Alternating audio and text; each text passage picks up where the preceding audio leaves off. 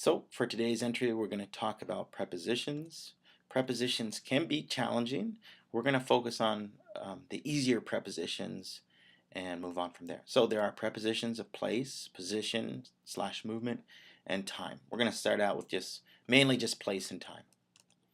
The basics are in, on, and at, and the more complicated ones that we'll look at today are for, since, and ago.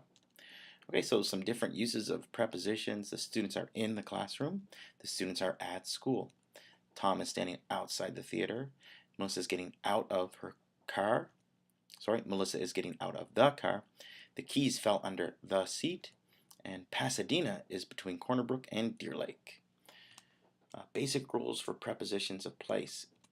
For in, you use in for closed spaces, regions, place names. So you are in Corner Brook. You are also in Western Newfoundland. He put the water in the bottle. For on, that is, you use on for the top of a surface. For public transportation also. There's a really funny Jerry Seinfeld joke about in and on. If you have a chance to look it up on YouTube, I really suggest it. So you also use on for public transportation. He hopped on the train. The opposite would be off. She got off the bus.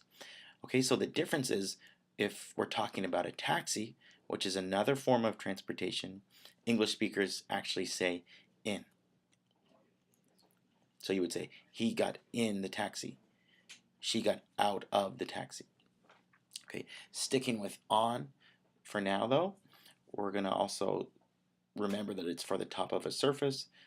She set her book on the table and he sat on the couch. For at, we use at for specific locations. You can see the first example is a really important one. The devices were buried at 5 feet and 10 feet.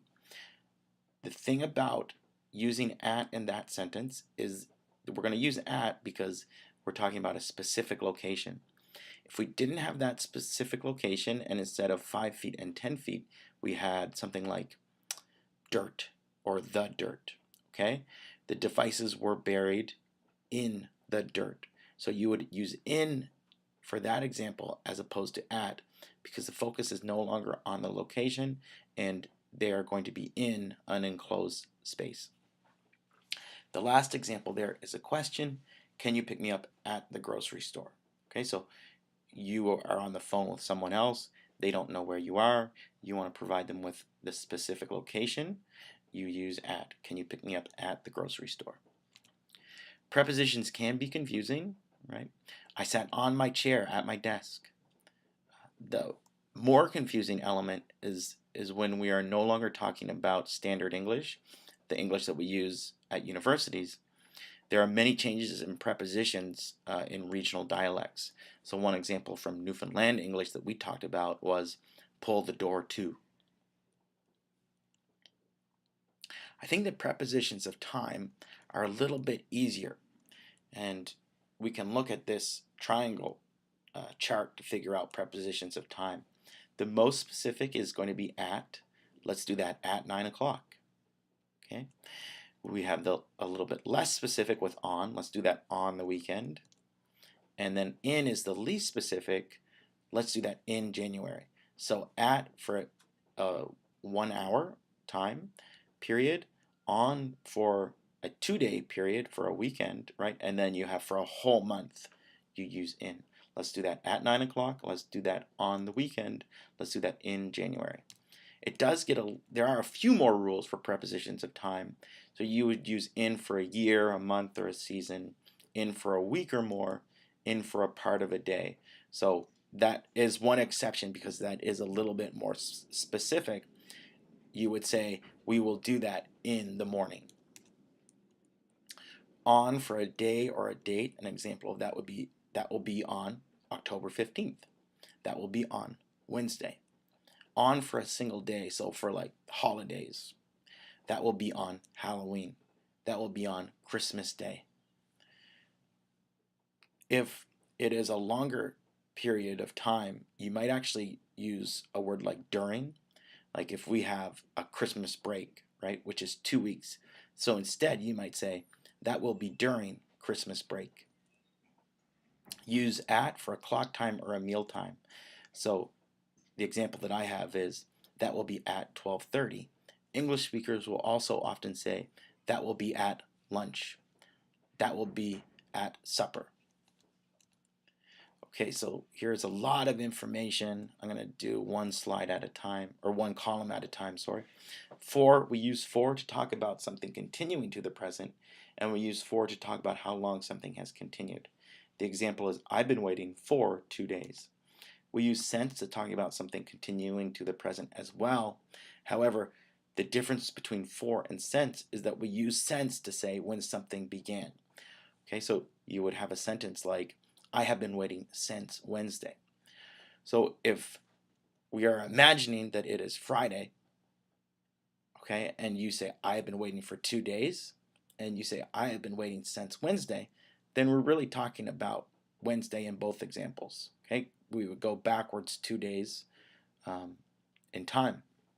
However, if the day is Saturday and you said I've been waiting for 2 days, then you would be going back to Thursday. And if you said I've been waiting since Wednesday, that would be going back 3 days.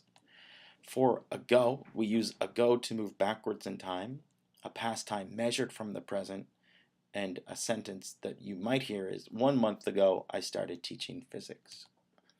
Okay, just a few other odds and ends. During or while. During comes before a phrase such as the class, but while comes before a clause such as I'm teaching. The examples that I have are do not talk during class and do not talk while I am teaching. So class is a phrase and I am teaching is a clause. As or like. You have to be really careful about as or like because both can be comparative, but like is always comparative, whereas as can function as a job.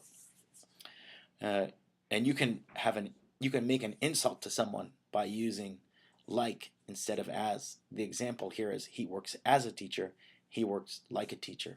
So as would be a real teacher, but like in this example would be not a real teacher, but someone who is pretending to be a teacher. So if you said Tom works like a teacher, it would be like a very clever insult. The last thing that we want to talk about is phrasal verbs. We're only going to just look at them really quickly, but I just wanted you to remember that phrasal verbs often have prepositions in them. The example here is work on. I will work on my grammar. We're going to talk about phrasal verbs more. Here's another list of them just so that you can familiarize yourself with a few more phrasal verbs. You have agree, agree with, or agree to. Apply, apply for, and apply to. Argue, argue with, argue about. Hear, hear about or of, and hear from. Think about and think of, and then you have work for and work on. We talked about those a little bit more in class, and we will return to phrasal verbs later in the semester. So your activity was to write a conversation between two people. And I wanted you to use in, on, at, since, for, ago, as, like, and I wanted you also to use two phrasal verbs. I suggested that you try to be funny, but I know that that is difficult.